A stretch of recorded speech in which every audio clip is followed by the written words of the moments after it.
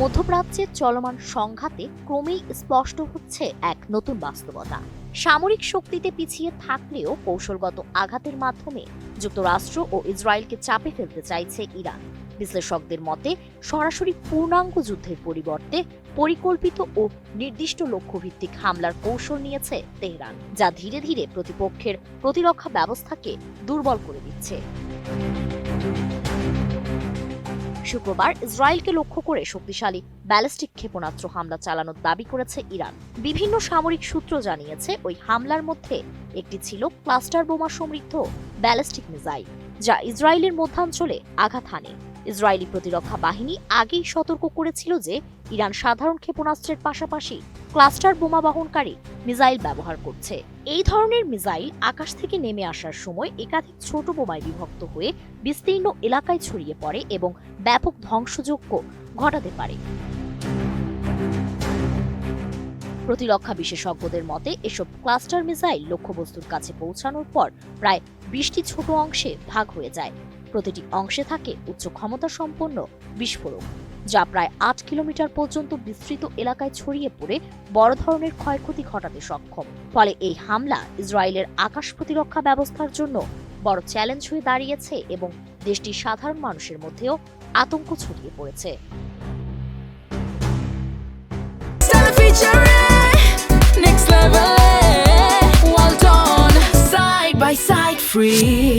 এদিকে সমুদ্র পথেও চাপ বাড়াচ্ছে তেহরান। ইরানের আধা সরকারি বার্তা সংস্থা তাসনিম জানিয়েছে, হরমুজ প্রণালীর কাছে ইরানের সামুদ্রিক সীমান্ত থেকে প্রায় 340 কিলোমিটার দূরে অবস্থান করছিল একটি মার্কিন রণতরী।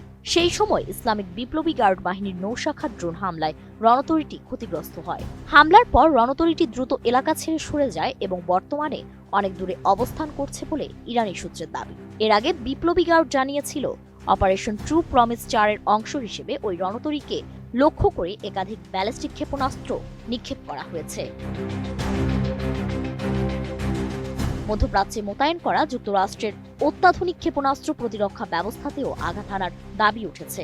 জর্ডানের মুয়াফফাক সালতি বিমান ঘাঁটিতে স্থাপিত থার্ড প্রতিরক্ষা ব্যবস্থার একটি গুরুত্বপূর্ণ রাডার ধ্বংস হয়েছে বলে স্যাটেলাইট চিত্রে দেখা গিয়েছে। এর মধ্যেই আন্তর্জাতিক অঙ্গনে আলোচনা শুরু হয়েছে ইরানে সম্ভাব্য মার্কিন স্থল অভিযান নিয়ে। তবে এ নিয়ে কোনো উদ্বেগ দেখাচ্ছে না তেহরান। এক সাক্ষাৎকারে ইরানের পররাষ্ট্রমন্ত্রী আব্বাস আরাকচি বলেছেন, যুক্তরাষ্ট্র যদি স্থলবাহিনী পাঠায় ইরান তা মোকাবেলার জন্য পুরোপুরি প্রস্তুত।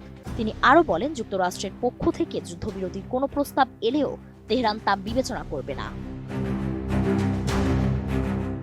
তবে এত কিছুর পরও পিছু হটার কোনো ইঙ্গিত দিচ্ছে না যুক্তরাষ্ট্র। ওয়াশিংটনের নীতি নির্ধারকরা স্পষ্ট করে জানিয়েছেন, মধ্যপ্রাচ্যে নিজেদের অবস্থান দুর্বল হতে দিতে চায় না যুক্তরাষ্ট্র। অন্যদিকে ইরানও বলছে যে কোনো আগ্রাসনের জবাব দিতে তারা প্রস্তুত এবং সংঘাত দীর্ঘ হলেও পিছু হটার প্রশ্ন নেই। বিশ্লেষকদের মতে সামরিক শক্তির পাশাপাশি কৌশলগত পরিকল্পনার মাধ্যমে ইরান যে চাপ তৈরি করেছে তা যুক্তরাষ্ট্রের জন্য নতুন চ্যালেঞ্জ হয়ে দাঁড়িয়েছে। ফারিন রহমান প্রীতি, এজিএন নিউজ।